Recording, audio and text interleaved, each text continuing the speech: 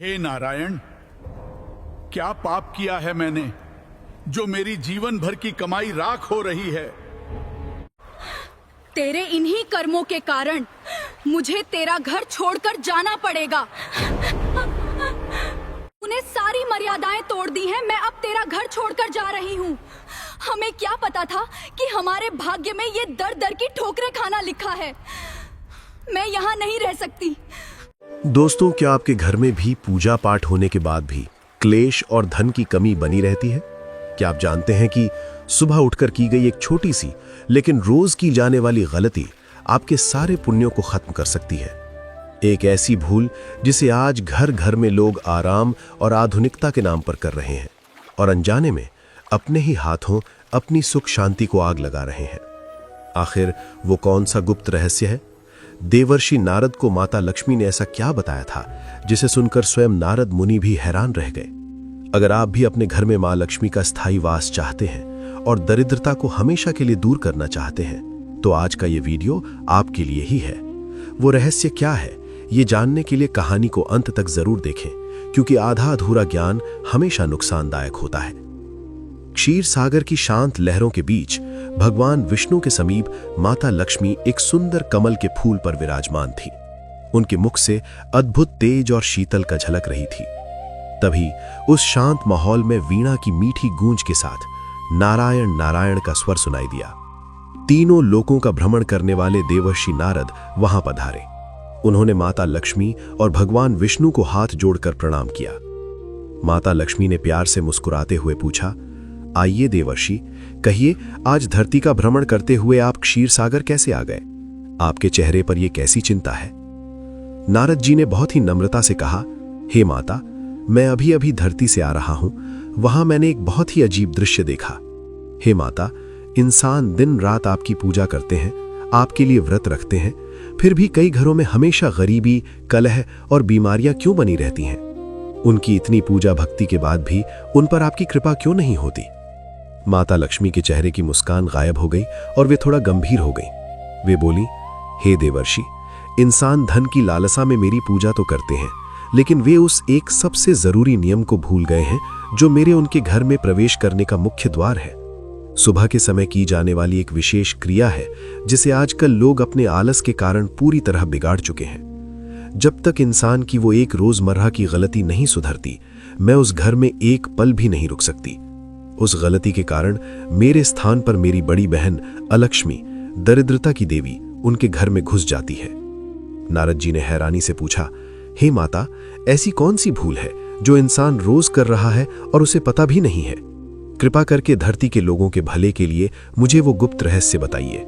माता लक्ष्मी ने कहा, हे देवर्षि, यह रहस्य इतना गहरा है कि इसे सीधे शब्दों में समझना कठिन है। इसे समझाने के लिए मैं तुम्हें धरती की ही एक कहानी सुनाती हूँ। इसे ध्यान से सुनो। इसी कहानी के अंत में उस प्रश्न का उत्तर और वो गुप्त रहस्य छिपा है जो किसी भी इंसान का भाग्य बदल सकता है। हे देवर्षि, अवंतिका नगरी के पास एक बहुत ही सुंदर और खुशहाल गांव था। उस गांव में विमला नाम की एक स्त्री अपने परिवार के साथ रहती थी। जय श्री हरि। विमला कोई साधारण स्त्री नहीं थी। प्रभु की कृपा उसके घर के आंगन में कदम रखते ही ऐसा लगता था मानो किसी मंदिर में आ गए हों। सुबह के 4 बजते ही जब पूरा गांव गहरी नींद में सो रहा होता था, तब विमला के घर से चक्की चलने की धीमी धीमी आवाज और भगवान के भजनों की मीठी धुन सुनाई देने लगती थी। विमला का घर गांव में सबसे बड़ा और संपन्न था। उसके 3 बेटे थे, जिनमें सबसे बड़े बेटे का नाम राघव था। राघव अपने पिता के गुजरने के बाद घर के व्यापार को बहुत ही सूझबूझ से संभाल रहा था। वो अपनी माँ का बहुत सम्मान करता था। विमला के घर में धन धान्य, गाय बछड़े और नौकर चाकरों की कोई कमी नहीं थी। लोग कहते थे कि विमला के घर में साक्षात माता लक्ष्मी का वास है। और ये सच भी था देवर्षि। जहां सफाई, जल्दी उठने की आदत और भगवान का नाम होता है, वहां तो मुझे रहना ही पड़ता है। समय का पहिया अपनी गति से घूमता रहा। विमला के तीनों बेटे अब विवाह के योग्य हो गए थे। विमला ने आसपास के सबसे अमीर और नामी परिवारों से अपने बेटों का रिश्ता तय किया। बड़े ही धूमधाम से राघव और उसके दोनों छोटे भाइयों का विवाह संपन्न हुआ। ढोल, नगाड़ों और शहनाइयों की गूंज के साथ घर में एक साथ 3 बहुओं ने प्रवेश किया। विमला की खुशी का तो कोई ठिकाना ही नहीं था। उसने अपनी तीनों बहुओं चंचला, कामिनी और रंभा का स्वागत घर की गृहलक्ष्मी कहकर किया। तीनों बहुएं रूप रंग में अप्सराओं जैसी सुंदर थीं। वे अपने साथ मायके से खूब सारा सोना चांदी, रेशमी कपड़े और सुख सुविधा का सामान लेकर आई थीं। घर के लोगों को लगा कि अब तो इस परिवार की तरक्की को कोई नहीं रोक सकता। शुरुआत के कुछ दिन बहुत ही हंसी खुशी बीते। घर में मेहमानों का आना जाना लगा रहा, लेकिन जैसे जैसे दिन बीतने लगे घर के माहौल में एक अजीब सा बदलाव आने लगा। जिस घर में सूरज उगने से पहले ही भगवान की आरती शुरू हो जाती थी, वहां अब सूरज सिर पर आ जाने के बाद भी एक अजीब सा सन्नाटा पसरा रहता था। इसका कारण थी वे तीनों बहुएं। मायके में लाड प्यार से पली बढ़ी होने के कारण उन तीनों को मेहनत और अनुशासन का कोई ज्ञान नहीं था। उन्हें अच्छे अच्छे कपड़े पहनना, गहनों से सजना और स्वादिष्ट भोजन करना तो बहुत पसंद था, लेकिन सुबह उठना उनके लिए किसी बड़ी सजा से कम नहीं था। एक दिन सुबह का समय था।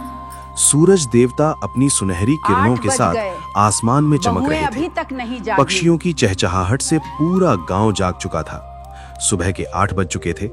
विमला रोज की तरह सुबह 4 बजे उठकर स्नान ध्यान करके रसोई में सबके लिए भोजन बनाने में जुटी हुई थी। तभी विमला ने देखा कि बहुओं के कमरों के दरवाजे अभी तक बंद हैं। उसने सोचा शायद नई जगह है, इसलिए थकान के कारण बहुएं सो रही होंगी। लेकिन ये एक दिन की बात नहीं थी। धीरे धीरे ये उनका रोज का नियम बन गया। घड़ी की सुइयां 8:30 के पार जा चुकी थीं। तब जाकर सबसे बड़ी बहू चंचला उबासी लेते हुए अपने कमरे से बाहर निकली। उसके बाल बिखरे हुए थे और आंखों में अभी भी नींद भरी थी। कुछ देर बाद कामिनी और रंभा भी आंखें मलते हुए बाहर आ गईं। विमला ने प्यार से अपनी बहुओं को पास बुलाया और कहा, बिना स्नान किए अन्न को छूना शुभ नहीं होता। बेटियों, सूरज कब का निकल चुका है।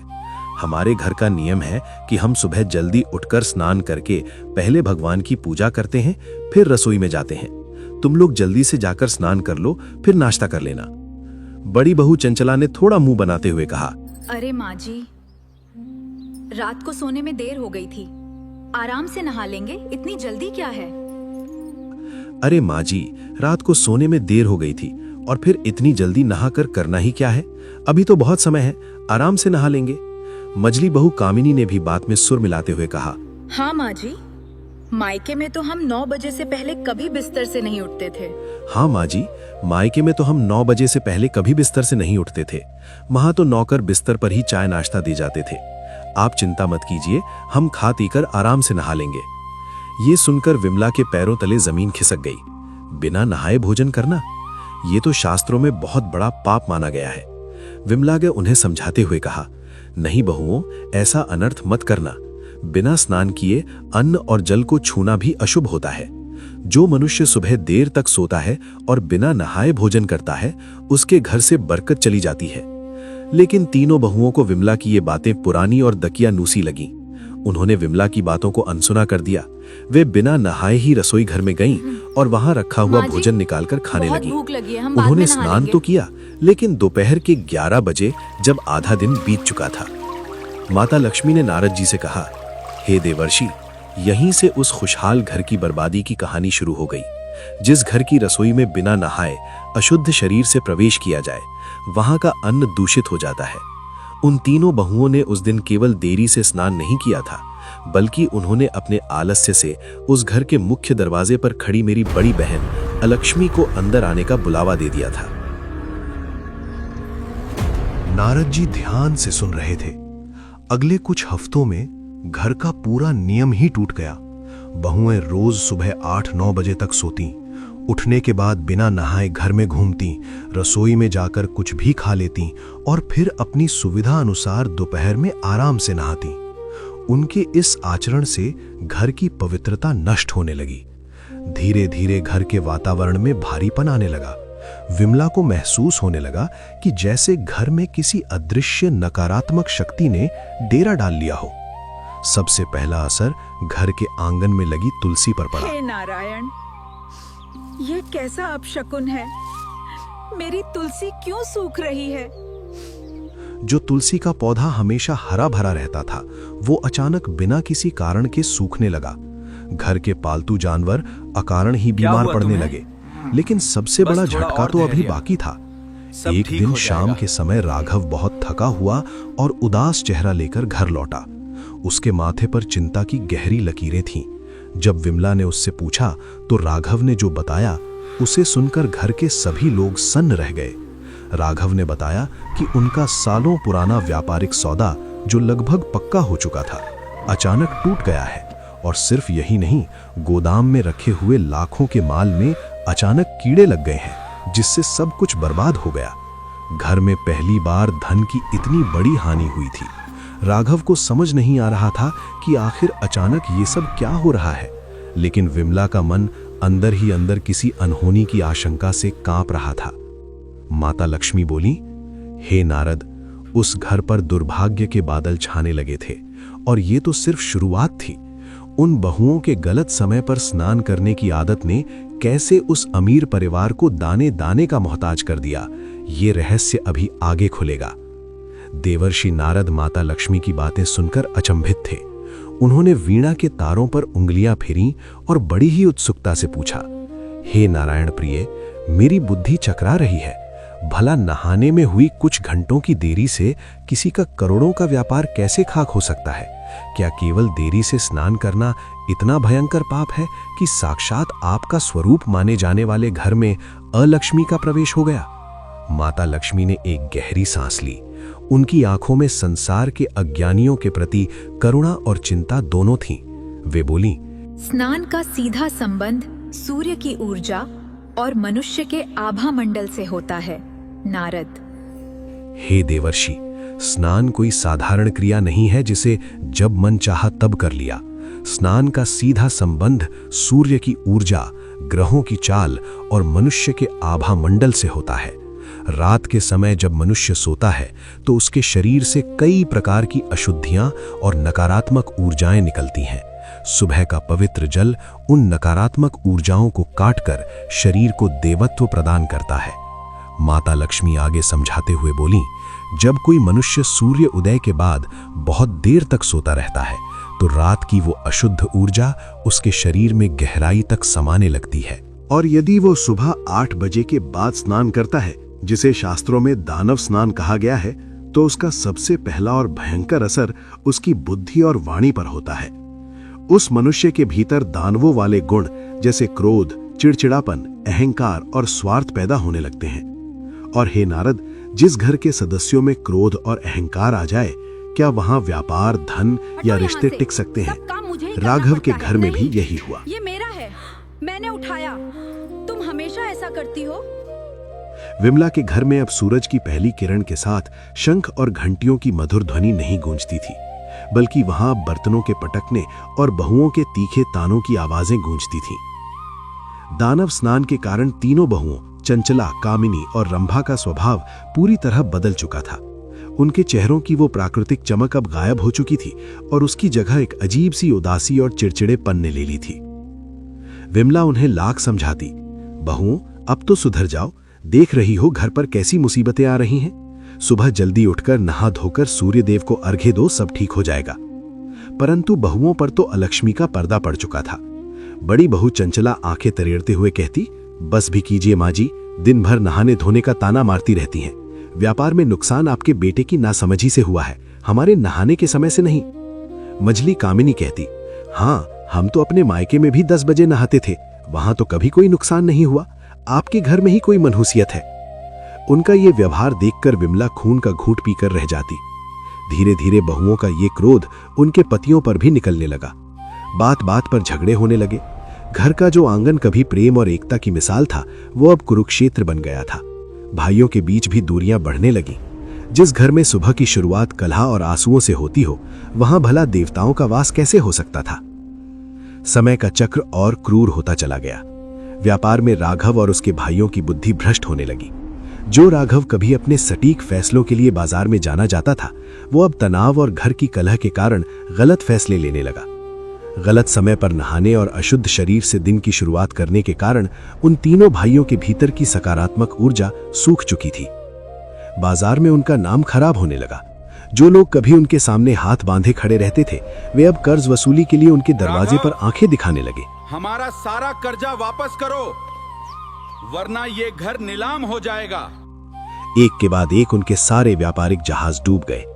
कुछ ही महीनों के भीतर वो परिवार जो कभी पूरे गांव को कर्जा देता था, वो खुद गले तक कर्ज में डूब गया। लेनदारों ने घर पर डेरा डालना शुरू कर दिया। विमला ने भारी मन से अपने पुश्तैनी गहने निकाल कर दिए। ले जा बेटा, इन्हें बेचकर अपना कर्ज चुका दे। मेरा सबसे बड़ा गहना तो तुम बच्चे हो। लेकिन कर्ज इतना बड़ा था कि गहने ऊंट के मुंह में जीरा साबित हुए। अंततः वो काला दिन भी आ ही गया जिसकी किसी ने कल्पना नहीं की थी। अपना सम्मान और कर्ज चुकाने के लिए राघव को अपना वो पुश्तैनी महलनुमा घर, अपने गोदाम और खेत सब कुछ बेचना पड़ा। नारद जी ये दृश्य सुनकर कांप उठे। हे माता, क्या तीनों बहुओं की एक खराब आदत ने इतने बड़े परिवार को सड़क पर ला दिया? माता लक्ष्मी ने दुख भरे स्वर में कहा, हाँ देवर्षि, अलक्ष्मी जब किसी घर में प्रवेश करती है तो वो सबसे पहले उस घर की मति बुद्धि हरती है और फिर उसकी गति तरक्की रोक देती है। महल बिकने के बाद विमला, उसके तीनों बेटे और तीनों बहुओं को गांव के ही एक छोर पर बनी एक पुरानी जर्जर झोपड़ी में शरण लेनी पड़ी। जहां कल तक मखमली गद्दे थे, वहां आज जमीन पर चटाई बिछी थी। जहां 56 भोग बनते थे, वहां आज एक समय के रूखे सूखे अन्न के लिए भी तरसना पड़ रहा था। ये कष्ट विमला और उसके बेटों के लिए तो असहनीय था ही, लेकिन उन तीनों बहुओं के लिए तो ये किसी नर्क से कम नहीं था, जो महलों में पली बढ़ी थीं और जिन्होंने ये सारा दुर्भाग्य अपने ही आलस्य से बुलावा था। झोपड़ी में आते ही बहुओं का सब्र टूट गया। उन्होंने विमला और अपने पतियों को कोसना शुरू कर दिया। हमें क्या पता था कि हमारे भाग्य में ये दर दर की ठोकरें खाना लिखा है। मैं यहाँ नहीं रह सकती। हमें क्या पता था कि हमारे भाग्य में ये दर दर की ठोकरें खाना लिखा है। हम यहाँ इस बदबूदार झोपड़ी में नहीं रह सकती। राघव ने हाथ जोड़कर अपनी पत्नी चंचला से कहा, धैर्य रखो चंचला, बुरा वक्त है, बीत जाएगा। मैं मेहनत करके फिर से सब ठीक कर दूंगा। बुरे वक्त में तो पत्नी ही पति की ताकत होती है। धैर्य रखो, मैं मेहनत मजदूरी करके फिर से सब कुछ खड़ा कर दूंगा। लेकिन दानव स्नान और आलस्य से ग्रस्त शरीर में प्रेम, दया और समर्पण के भाव मर जाते हैं। तीनों बहुओं ने अपने अपने पतियों का साथ उसी झोपड़ी में छोड़ दिया। उन्होंने अपने मायके संदेश भिजवाया और एक ही दिन में तीनों बहनें अपने अपने पिता के घर लौट गईं और राघव, उसके भाई तथा बूढ़ी विमला को उस घोर दरिद्रता और आंसुओं के बीच अकेला छोड़ गईं। कथा यहां तक सुनाने के बाद माता लक्ष्मी कुछ क्षण के लिए शांत हो गईं। क्षीर सागर में हवाएं जैसे रुक सी गईं। नारद जी का हृदय भारी हो चुका था। उन्होंने करुण स्वर में कहा, हे माते, ये तो अत्यंत हृदय विदारक है। बेचारी विमला जो जीवन भर आपकी भक्ति करती रही, उसे बहुओं के किए की इतनी बड़ी सजा क्यों मिली? क्या उस परिवार का भाग्य हमेशा के लिए अंधकार में डूब गया, या कोई कैसा मार्ग था जिससे वे इस श्राप से मुक्त हो सकते थे? माता लक्ष्मी मुस्कुराई और बोली, विमला की भक्ति व्यर्थ नहीं गई देवर्षि। भले ही घर में घना अंधेरा छा गया था, लेकिन विमला के पुण्यों का एक दीपक अब भी जल रहा था। कहते हैं ना, जब मनुष्य के सारे रास्ते बंद हो जाते हैं तब ईश्वर अपना मार्ग खोलता है। उस झोपड़ी में एक रात ऐसा कुछ हुआ जिसने अलक्ष्मी की जड़ों को हिला कर रख दिया।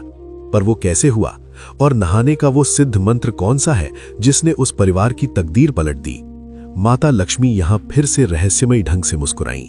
माता लक्ष्मी की रहस्यमयी मुस्कान देखकर देवर्षि नारद की उत्सुकता और भी बढ़ गई। उन्होंने अधीर होकर पूछा, हे माते, कृपा करके मुझे और प्रतीक्षा मत करवाइए। बेचारी विमला और राघव उस टूटी झोपड़ी में किस हाल में थे, और उन तीनों बहुओं का क्या हुआ जो अपने पति और ससुराल को उस घोर विपत्ति में छोड़कर अपने मायके भाग गई थीं? क्या उन्हें वहां सुख मिला? माता लक्ष्मी ने एक गहरी सांस ली और कहा, हे देवर्षि, कर्मों का फल किसी को नहीं छोड़ता। मनुष्य चाहे महलों में छिप जाए या पाताल में, उसके कर्म और उसकी आदतें उसकी छाया बनकर उसके साथ साथ चलते हैं। चंचला, कामिनी और रंभा को लगा था कि ससुराल की दरिद्रता से भागकर वे अपने पिता के घर में दोबारा वही राजसी सुख भोगेंगी, लेकिन वे ये भूल गई थीं कि वे अपने साथ अपनी तिजोरियां नहीं, बल्कि अपनी सबसे बड़ी शत्रु यानी अपनी अशुद्ध दिनचर्या और अलक्ष्मी को साथ लेकर गई थीं। माता लक्ष्मी ने कथा को आगे बढ़ाते हुए कहा, एक तरफ विमला और राघव उस अंधियारी झोपड़ी में थे। राघव पूरी तरह टूट चुका था। उसे लगता था कि जीवन का अंत हो गया है। लेकिन देवर्षि, एक माँ की सच्ची भक्ति और उसके पवित्र आचरण में इतनी शक्ति होती है कि वो यमराज का मार्ग भी रोक सकती है। इतनी भयानक गरीबी और दुख के बावजूद विमला ने अपने नियम नहीं तोड़े। विमला आज भी तड़के ब्रह्म मुहूर्त यानी सुबह 4 बजे में उठती थी। वो गांव के किनारे बहने वाली नदी में जाकर ब्रह्म स्नान करती। उसके पास पहनने को अच्छे वस्त्र नहीं थे, खाने को 56 भोग नहीं थे, लेकिन उसके पास पवित्रता की सबसे बड़ी दौलत थी। वो नदी के ठंडे जल में खड़े होकर सूर्य देव को अर्घ्य देती और नारायण का ध्यान करती। उसकी आंखों से बहते आंसू नदी के जल में मिल जाते। वो रोते हुए प्रार्थना करती, हे प्रभु, मेरे बच्चों से जो भी भूल हुई है उसे क्षमा कर दो। मेरा परिवार बिखर गया है, उसे फिर से जोड़ दो। हे नारद, जो व्यक्ति ब्रह्म मुहूर्त में उठकर जल की पवित्रता को धारण करता है, उसके हृदय से निकली हुई हर प्रार्थना सीधे वैकुंठ तक पहुंचती है। विमला के उस ब्रह्म स्नान और उसकी आंसुओं भरी प्रार्थनाओं ने उस झोपड़ी के चारों ओर एक सुरक्षा कवच बना दिया था। यद्यपि वहां धन नहीं था, लेकिन विमला की तपस्या के कारण वहां धीरे धीरे शांति लौटने लगी थी। राघव ने भी अपनी मां से प्रेरणा लेकर फिर से सुबह जल्दी उठना और स्नान करके मजदूरी के लिए जाना शुरू कर दिया था। उनके भीतर की सकारात्मक ऊर्जा फिर से जागने लगी थी। वहीं दूसरी ओर माता लक्ष्मी ने अपना स्वर गंभीर करते हुए कहा। तीनों बहनें अपने पिता के नगर पहुंच गईं। उनके पिता एक बहुत बड़े और धनवान सेठ थे। पूरे नगर में उनके नाम का डंका बजता था। जब सेठ ने अपनी तीनों लाडली बेटियों को इस तरह अचानक घर लौटते देखा तो वे घबरा गए। बेटियों ने रो रो कर अपने पिता को ससुराल की गरीबी और बदहाली की झूठी सच्ची कहानी सुना दी, लेकिन ये नहीं बताया कि उस बर्बादी का असली कारण उनका अपना दानव स्नान और आलस्य था। पिता के हृदय में बेटियों के लिए अंधा मोह था। उसने उन्हें गले लगाया और कहा, कोई बात नहीं मेरी बच्चियों, तुम अपने घर आ गई हो। यहां तुम्हें किसी चीज की कमी नहीं होगी। तुम राजसी सुख भोगो। सेठ को लगा कि बेटियां दुख में हैं, इसलिए उन्हें आराम करने दिया जाए। लेकिन देवर्षि, यहीं सेठ से सबसे बड़ी भूल हो गई। मायके की छूट और पिता के लाड़ प्यार ने तीनों बहनों के आलस्य को और भी बढ़ा दिया। अब तो उनका नियम और भी भयंकर हो गया। नारद जी ने आंखें बड़ी करते हुए पूछा, क्या उन पर ससुराल की दुर्दशा का कोई असर नहीं हुआ माते? बिल्कुल नहीं नारद, माता लक्ष्मी बोली। आलस्य और अशुद्धि इंसान की सोचने समझने की शक्ति ही खत्म कर देते हैं। मायके में वे तीनों बहनें अब सूर्योदय के बाद 10 बजे तक बिस्तर पर पड़ी रहती। जागने के बाद बिना कुल्ला किए, बिना स्नान किए ही नौकरों से बिस्तर पर ही भोजन मंगवाकर खा लेती और फिर दोपहर ढलने पर आराम से सुगंधित जल से नहाती। उनके इस आचरण ने पूरी तरह से अलक्ष्मी को उस घर में निमंत्रण दे दिया था, जहां अशुद्ध शरीर, बिना स्नान किए भोजन ग्रहण करना और दिन चढ़े तक सोना हो, वहां मैं लक्ष्मी एक क्षण भी नहीं रुक सकती। कुछ ही दिनों में उस विशाल महल में नकारात्मक ऊर्जा का एक काला साया मंडराने लगा। अलक्ष्मी ने उन तीनों बहनों के शरीर को अपना घर बना लिया था। वे जिस कमरे में जाती वहां कलह शुरू हो जाती। तीनों बहनें बात बात पर नौकरों पर चीखती, अपनी मां सेठानी का अपमान करती और आपस में भी लड़ती रहती। पूरे घर की शांति भंग हो गई। लेकिन ये तो केवल शुरुआत थी। असली प्रहार तो सेठ के व्यापार पर हुआ। देवर्षि, जो व्यक्ति दानव स्नान करने वालों के संपर्क में रहता है या उन्हें आश्रय देता है, उसका पुण्य भी क्षीण होने लगता है। सेठ का जो व्यापार सालों से दिन दूनी रात चौगुनी तरक्की कर रहा था, वो अचानक ताश के पत्तों की तरह ढहने लगा। एक दिन सेठ के मुनीम ने आकर खबर दी कि समुद्र में गए उनके माल से लदे 2 बड़े जहाज तूफान में डूब गए। मुनीम जी, ये क्या कह रहे हैं? मेरे लदे हुए जहाज समुद्र में कैसे डूब गए? सेठ अभी इस सदमे से उभरा भी नहीं था कि अगले दिन खबर आई कि उनके सबसे बड़े गोदाम में रहस्यमयी तरीके से भयंकर आग लग गई है, जिसमें लाखों करोड़ों का माल जलकर राख हो गया। बाजार में सेठ की साख अचानक गिर गई। जिन व्यापारियों ने सेठ को अग्रिम धन एडवांस दिया था, वे दरवाजे पर आकर हंगामा करने लगे। दिन ब दिन स्थिति बिगड़ती गई। घर में रखी तिजोरियां खाली होने लगीं। जो सेठ कल तक पूरे नगर को कर्ज बांटता था, आज उसकी हालत ऐसी हो गई कि उसे अपने ही नौकरों का वेतन चुकाने के लिए घर के कीमती बर्तन और जेवर बेचने पड़े। नारद जी ये सुनकर सन्न रह गए। हे महालक्ष्मी, ये तो घोर अनर्थ हो गया। बिना स्नान किए भोजन करने और आलस्य का इतना भयंकर परिणाम। हाँ नारद, अशुद्धि और गलत समय का स्नान इंसान के आभा मंडल को इतना काला कर देता है कि उसके स्पर्श मात्र से सौभाग्य भी दुर्भाग्य में बदल जाता है। सेठ अवाक था। उसे समझ ही नहीं आ रहा था कि अचानक आसमान से ये कौन सी बिजली उसके घर पर गिर पड़ी है। उसका हंसता खेलता परिवार, उसका मान सम्मान सब मिट्टी में मिल रहा था। एक रात जब पूरा घर सो रहा था, सेठ अपने महल के खुले आंगन में बैठा फूट फूट कर रो रहा था। उसने आसमान की ओर देखकर हाथ जोड़े और करुण पुकार लगाई। हे नारायण, क्या पाप किया है मैंने जो मेरी जीवन भर की कमाई राख हो रही है। हे जगदीश्वर, हे नारायण, मुझसे ऐसी कौन सी भूल हो गई? क्या पाप किया है मैंने जो मेरी सारी जीवन भर की कमाई और सम्मान मेरी ही आंखों के सामने राख हो रहा है? मुझे इस अंधकार से निकालो प्रभु, मुझे कोई मार्ग दिखाओ। माता लक्ष्मी के चेहरे पर अब एक कोमल भाव आ गया। वे बोली, देवर्षि, ईश्वर कभी किसी की सच्ची पुकार को अनसुना नहीं करते। एक तरफ विमला के ब्रह्म स्नान का पुण्य और दूसरी तरफ उस लाचार पिता का विलाप। भगवान नारायण को स्वयं उस नगर में जाना ही पड़ा। अगले दिन सुबह सुबह सूर्योदय के तुरंत बाद का समय था। सेठ के महल के द्वार पर एक अत्यंत तेजस्वी और दिव्य साधु पधारे। साधु के मुख मंडल पर करोड़ों सूर्यों का तेज था।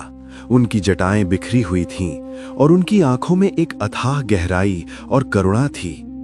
उनके शरीर से चंदन और कमलों की ऐसी अलौकिक सुगंध आ रही थी जिसने पूरे महल के दूषित वातावरण को पल भर में शांत कर दिया।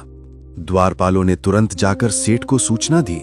सेठ, जो चिंताओं के कारण रात भर सोया नहीं था, दौड़ता हुआ द्वार पर आया। उस दिव्य साधु को देखते ही सेठ के मन को एक अजीब सी शांति मिली जो उसने पिछले कई महीनों से महसूस नहीं की थी।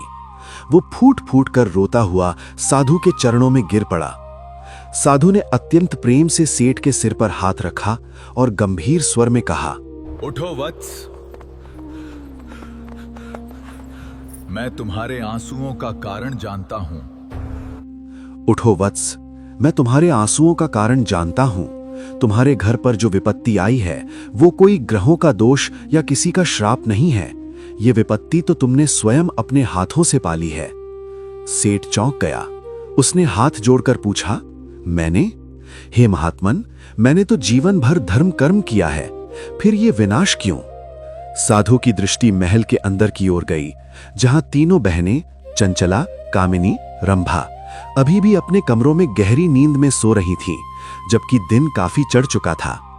साधु ने अपनी दिव्य दृष्टि से देखा कि उन तीनों कन्याओं के कमरों के बाहर अलक्ष्मी का एक गहरा काला पहरा लगा हुआ है। वो नकारात्मक ऊर्जा पूरे महल को निगल रही थी।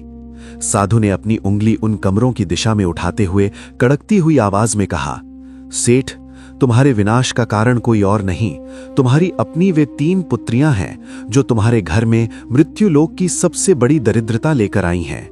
इनके दूषित आचरण और भयंकर दानव स्नान ने तुम्हारे घर से देवत्व को निकालकर बाहर फेंक दिया है। कथा सुनाते हुए माता लक्ष्मी यहां फिर रुक गईं। नारद जी अपने स्थान पर खड़े हो गए। उनकी सांसें तेज चल रही थीं। हे माते, फिर क्या हुआ? जब साधु रूपी नारायण ने सेठ को यह भयानक सच बताया तो क्या सेठ ने अपनी बेटियों को घर से निकाल दिया? और उन तीनों बहनों का क्या हुआ? क्या उन्हें अपनी गलती का एहसास हुआ? वो कौन सा अचूक उपाय और सिद्ध मंत्र था जो भगवान नारायण ने उन्हें बताया? माता लक्ष्मी ने धीरे से मुस्कुराते हुए कहा, शांत हो जाइए देवर्षि। साधु के उस रहस्योद्घाटन के बाद महल में जो तूफान उठा, उसने उन तीनों बहनों के अहंकार को चकनाचूर कर दिया। भगवान ने स्नान का वो ऐसा गुप्त और चमत्कारी रहस्य खोला जिसे जानकर तीनों बहनें कांप उठीं। वो मंत्र क्या था और कैसे उस एक मंत्र ने फिर से अलक्ष्मी को वहां से खदेड़कर मेरा अर्थात लक्ष्मी का मार्ग खोला, ये जानना हर मनुष्य के लिए आवश्यक है। क्षीर सागर में माता लक्ष्मी की वाणी गूंज रही थी और देवर्षि नारद मंत्रमुग्ध होकर सुन रहे थे। माता लक्ष्मी ने कथा को आगे बढ़ाते हुए कहा, हे देवर्षि, दिव्य साधु के मुख से निकले उन कठोर लेकिन सत्य वचनों को सुनकर सेठ के पैरों तले से मानो जमीन खिसक गई। उसे अपने कानों पर विश्वास नहीं हो रहा था। जिन बेटियों को वो अपने घर की लक्ष्मी समझकर सीने से लगाए बैठा था, क्या वही उसके विनाश का कारण थी? सेठ ने कांपते हुए स्वर में पूछा, हे महात्मन, आप ये क्या कह रहे हैं? मेरी बेटियां तो मेरे प्राणों से भी प्यारी हैं। वे तो स्वयं अपने ससुराल के दुख और दरिद्रता की मारी हैं। उनके कारण मेरे घर में अलक्ष्मी कैसे आ सकती है? साधु की आंखों में करुणा और तेज दोनों थे। उन्होंने गंभीर स्वर में कहा, वत्स, पिता का अंधा मोह मनुष्य की आंखों पर पट्टी बांध देता है। तुम्हारी बेटियों ने तुमसे सत्य छिपाया है। उनके ससुराल की दरिद्रता का कारण कोई और नहीं बल्कि उनकी अपनी यही अशुद्ध दिनचर्या थी। जाकर उन्हें इसी अवस्था में यहां बुलाकर लाओ। सेठ भारी कदमों से अंदर गया। कुछ ही देर में चंचला, कामिनी और रंभा झल्लाते और उबासी लेते हुए आंगन में आईं। उनके बाल बिखरे थे, आंखों में नींद भरी थी और वे बिना स्नान किए अशुद्ध अवस्था में थीं। सुबह के 10 बज चुके थे। एक अजनबी साधु को आंगन में देखकर बड़ी बहू चंचला ने क्रोधित होकर कहा, ये किस भिखारी को आपने सुबह सुबह घर में घुसा लिया? ये कैसा आदमी है? पिताजी, ये किस भिखारी को आपने सुबह सुबह घर में घुसा लिया? हमारी नींद खराब कर दी। साधु ने उन तीनों की ओर अपनी तेजपूर्ण दृष्टि डाली। देवर्षि, भगवान नारायण की उस एक दृष्टि में इतना तेज था कि उन तीनों बहनों का सारा अहंकार शीशे की तरह चकनाचूर हो गया। साधु ने अपना हाथ उठाया और एक दिव्य प्रकाश उन तीनों पर डाला। के बाद 8 बजे के बाद किया गया स्नान दानव स्नान है, जिसने तुम्हारे घर से देवत्व को बाहर फेंक दिया है। नहीं प्रभु, हम क्या करें? हमारी गलती नहीं थी। उस प्रकाश के पड़ते ही वहां मौजूद सेठ और उन तीनों बहनों को एक भयानक दृश्य दिखाई दिया। उन्होंने देखा कि चंचला, कामिनी और रंभा के शरीर के चारों ओर एक गहरा सड़ांध मारता हुआ काले धुएं का घेरा यानी नकारात्मक आभा मंडल है। उस काले धुएं में से दरिद्रता, कलह और बीमारियों की भयानक आकृतियां झांक रही थीं। ये साक्षात अलक्ष्मी का स्वरूप था जो उनके शरीर से लिपटा हुआ था। ये भयानक दृश्य देखकर तीनों बहनें चीख पड़ीं और डर के मारे कांपने लगीं। सेठ की ये देखकर घुटनों के बल गिर पड़ा। साधु ने कड़कती हुई आवाज में कहा, देख लिया अपना असली स्वरूप? जिस शरीर को तुम महंगे रेशम और गहनों से सजाती हो, वो भीतर से कितना सड़ चुका है। तुमने केवल स्नान के समय को ही नहीं टाला, बल्कि तुमने प्रकृति के नियमों का अपमान किया है। बिना स्नान किए भोजन करके तुमने अन्य देवता का तिरस्कार किया है। इसी काले साए ने तुम्हारे पतियों का व्यापार खा लिया और अब तुम्हारे पिता के इस महल को भस्म कर रहा है। तीनों बहनें फूट फूट कर रोने लगीं। उनके भीतर का सारा घमंड आंसुओं में बह गया। वे दौड़कर उस दिव्य साधु के चरणों में गिर पड़ी। हमें क्षमा करें महाराज, हम अज्ञानी हैं। हमने आलस्य में आकर अपना और अपने परिवार का जीवन नष्ट कर दिया। हमें इस श्राप से मुक्ति का मार्ग बताइए। साधु का हृदय पसीज गया। उन्होंने तीनों बहनों को उठने का संकेत दिया और फिर स्नान के उन रहस्यों को उजागर किया जिसे हर मनुष्य को जानना चाहिए। साधु ने समझाते हुए कहा, पुत्रियों, जल केवल शरीर का मैल नहीं धोता। जल में ब्रह्मांड की ऊर्जा को सोखने और नकारात्मकता को काटने की अद्भुत शक्ति होती है। शास्त्र कहते हैं कि स्नान 5 प्रकार के होते हैं और मनुष्य जिस समय स्नान करता है वो वैसा ही बन जाता है। ध्यान से सुनो। पहला, ब्रह्म स्नान, ब्रह्म मुहूर्त। ये स्नान रात्रि के अंतिम प्रहर यानी सूर्योदय से लगभग 1.5-2 घंटे पूर्व प्रातः 4 से 5 बजे के बीच किया जाता है। उस समय वातावरण में देवताओं का वास होता है और अद्भुत शांति होती है। जो मनुष्य इस समय उठकर ईश्वर का ध्यान करते हुए स्नान करता है, उसके शरीर में अलौकिक ऊर्जा आती है। उसे रोग, दुख और दरिद्रता कभी छू भी नहीं सकते। तुम्हारे ससुराल में तुम्हारी सास विमला आज भी इसी स्नान का पालन करती है, जिसके प्रताप से वो इतनी भयानक विपत्ति में भी सुरक्षित है। दूसरा, देव स्नान, प्रातः 5 से 6 बजे। ये समय भी अत्यंत शुभ होता है। इस समय स्नान करने वाले के शरीर से सारी नकारात्मकता धुल जाती है। जो मनुष्य देव स्नान करता है, उसके घर में धन संपदा, यश और साक्षात माता लक्ष्मी का स्थायी वास होता है। तीसरा, ऋषि स्नान, भोर में जब तारे आकाश में हों। ये स्नान मन को निर्मल करता है। जो व्यक्ति इस समय स्नान करता है, उसकी चिंताएं जल के साथ बह जाती हैं और उसे मानसिक शांति प्राप्त होती है। चौथा, मानव स्नान, सूर्योदय के समय, प्रातः 6 से 8 बजे। यह सामान्य स्नान है। सूर्य की पहली किरणों के साथ स्नान करने से शरीर दिन भर स्फूर्ति, ताजगी और सकारात्मक ऊर्जा से भरा रहता है। मनुष्य अपने हर कार्य को उत्साह से करता है। 5वां, दानव स्नान, सुबह 8 बजे के बाद। और यही वो स्नान है जो तुम तीनों करती हो। सूर्योदय के कई घंटों बाद जब वातावरण में दैवीय ऊर्जा समाप्त हो जाती है, तब स्नान करना अशुभ और त्याज्य माना गया है।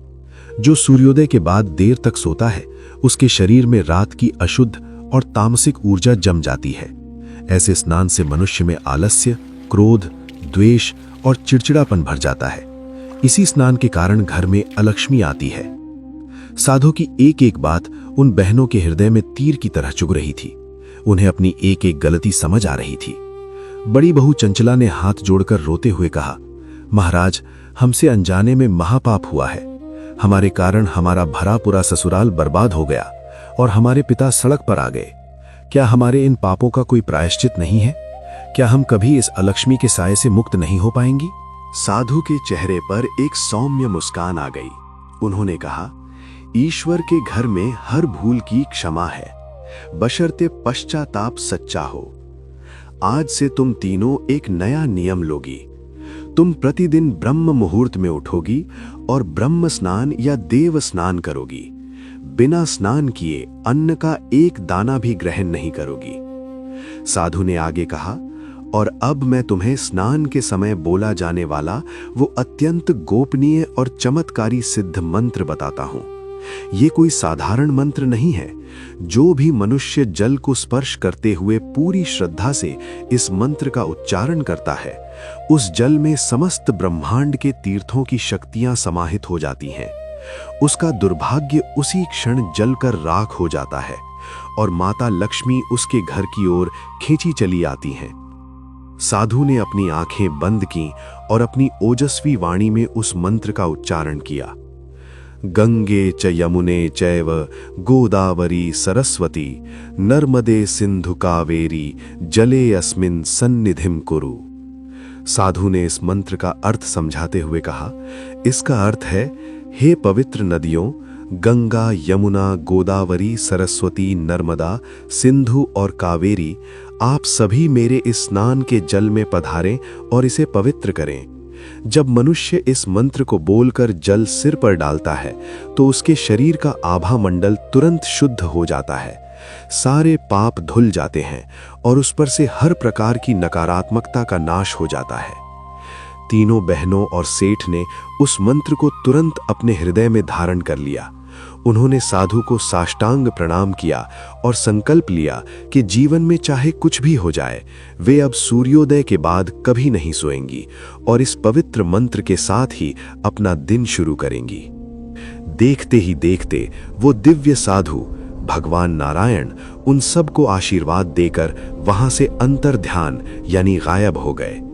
सेठ समझ गया कि स्वयं जगदीश्वर उनकी नैया पार लगाने आए थे। माता लक्ष्मी यहां कथा सुनाते सुनाते रुकीं। उनके चेहरे पर एक असीम शांति थी।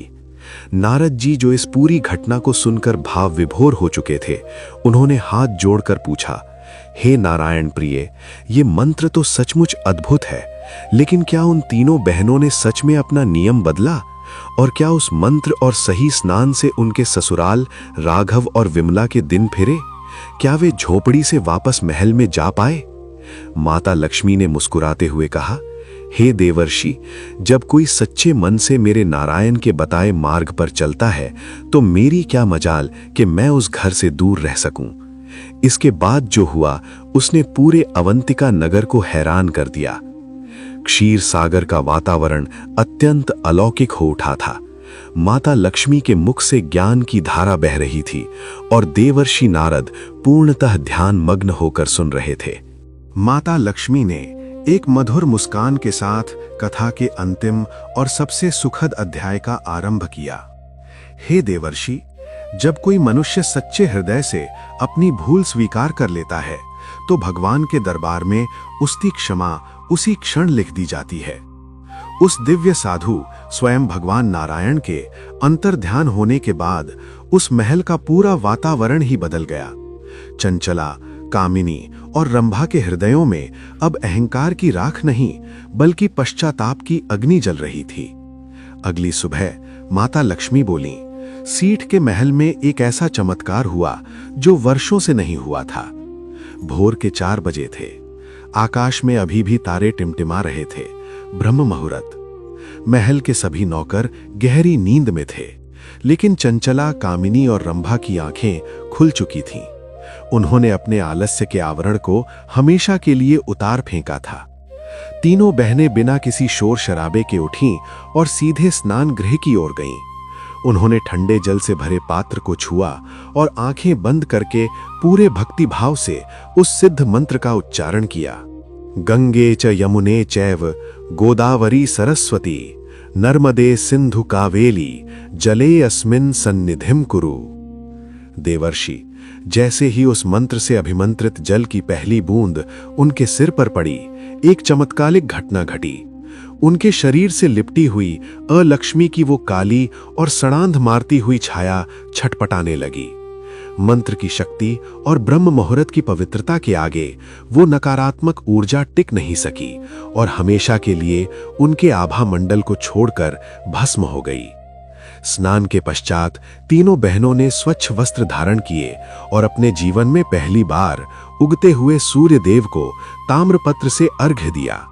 उनके चेहरों पर अब क्रोध और चिड़चिड़ापन नहीं, बल्कि एक अद्भुत शांति और दैवीय तेज चमक रहा था। उनकी इस पवित्र दिनचर्या का प्रभाव तुरंत दिखने लगा।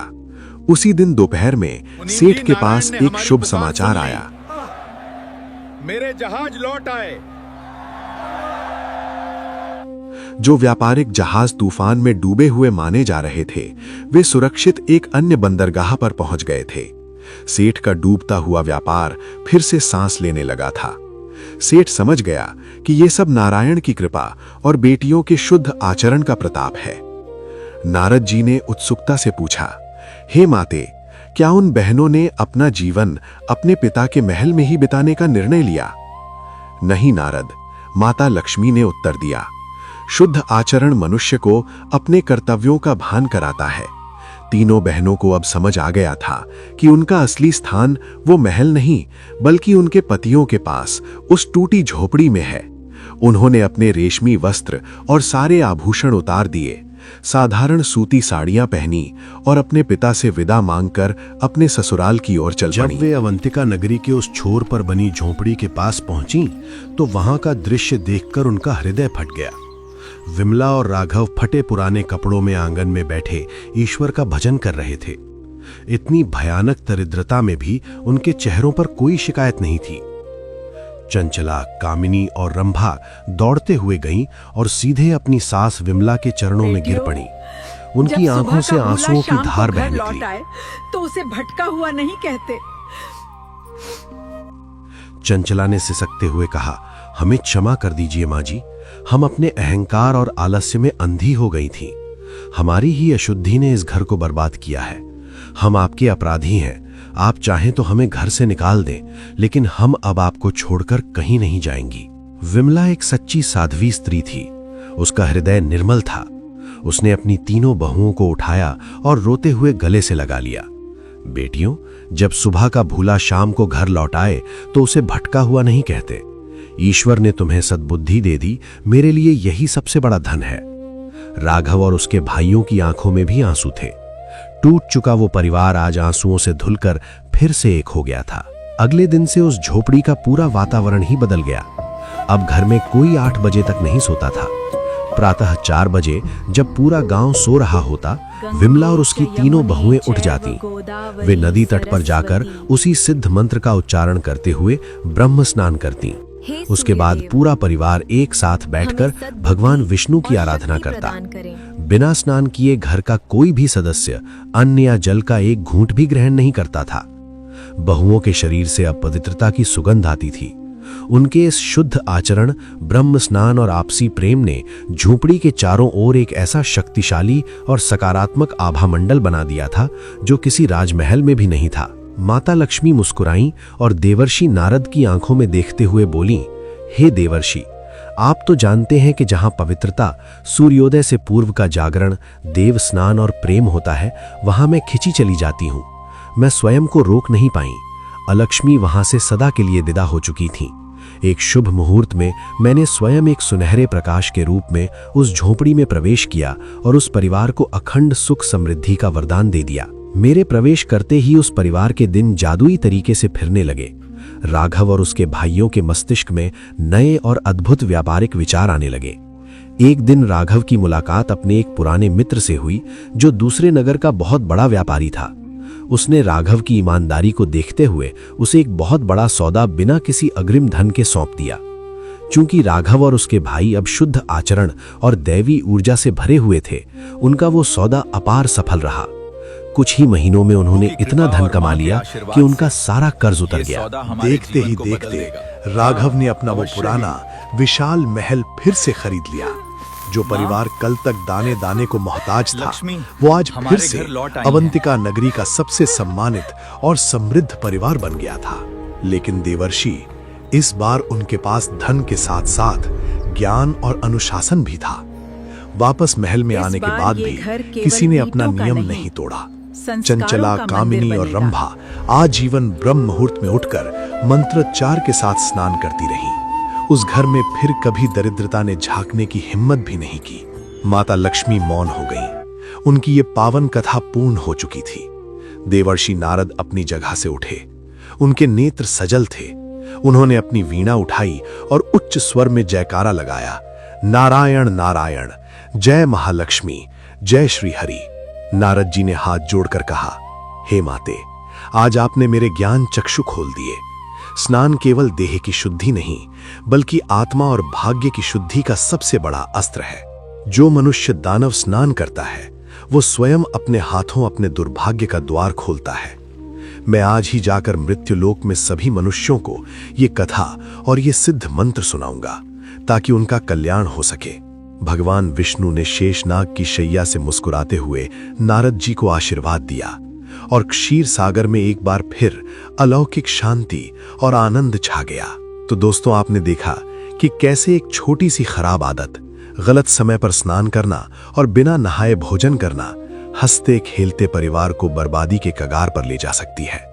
माता लक्ष्मी और देवर्षि नारद के इस संवाद से हमें ये अमूल्य शिक्षा मिलती है कि हमें कभी भी सूर्योदय के बाद देर तक नहीं सोना चाहिए।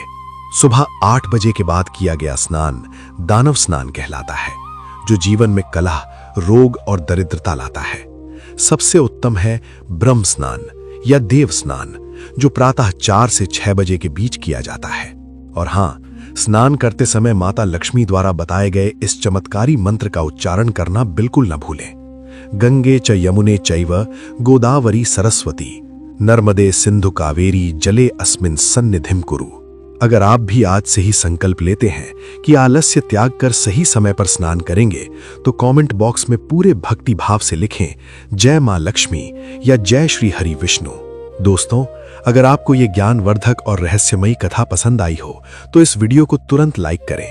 इसे अपने परिवार और मित्रों के साथ शेयर करना न भूलें, ताकि वो भी अनजाने में हो रही इस गलती से बच सकें। हमारे चैनल पर ऐसी ही पवित्र और सत्य कथाएं सुनने के लिए चैनल को सब्सक्राइब जरूर करें और बेल आइकॉन दबाएं। माता लक्ष्मी की कृपा आपके और आपके परिवार पर सदा बनी रहे। पूरा वीडियो देखने के लिए आपका बहुत बहुत धन्यवाद।